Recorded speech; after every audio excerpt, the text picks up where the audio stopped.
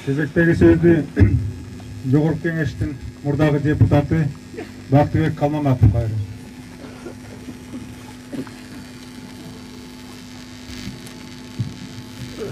Урматтуу эл журт, урматтуу түптүк туугандар.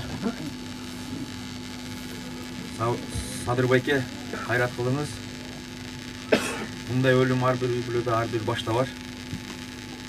Мен Жылдыз эженин сөзүн улап, энелерге кайрылгым келип атат. Ушундай уулду тарбиялаган силерге тазим, силерге даңк. Эгер уул тарбиялайбыз десеңер, ушу Садыр байкедей уул тарбиялагыла. Эң жаманы ушу Садыр байкедей болсун.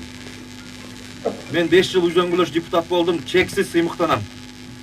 Кудайга 1000 мертебе шүгүрчүлүк келтирем. Ушундай байке менен, ушундай көлдүн кулуну менен мен кошо үзөңгүлөш депутат болгонума.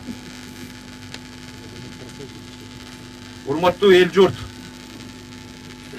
күндөрдүн биринде ушул Кыргызстандын тарыхында ушул айылдын эли сөзсүз жазылат. Ушул Садыр байкенин үчүн дагы жазылат.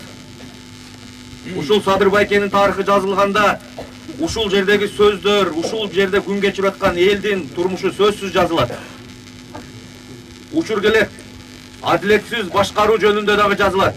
Адилетсиздиктин курмандыктары жөнүндө жазылат. Ошондо сөзсүз Садыр байкенин атасы дагы, мына бүгүн акыркы сапарга узатып аткан апасы дагы жазылат. Саясат бул тагдыр, бул өмүргө тете.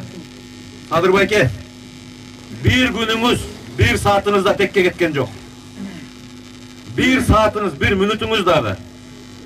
Сиздин отурган эле жериңиз түрмө болбосо, жан дүйнөңүз, эшиктеги адамдар сизди үйдө жашап атат деп эле билет. Себеби сиз тазасыз, сиз аксыз. Бул күндөр өтөт, бул күндөр кетет.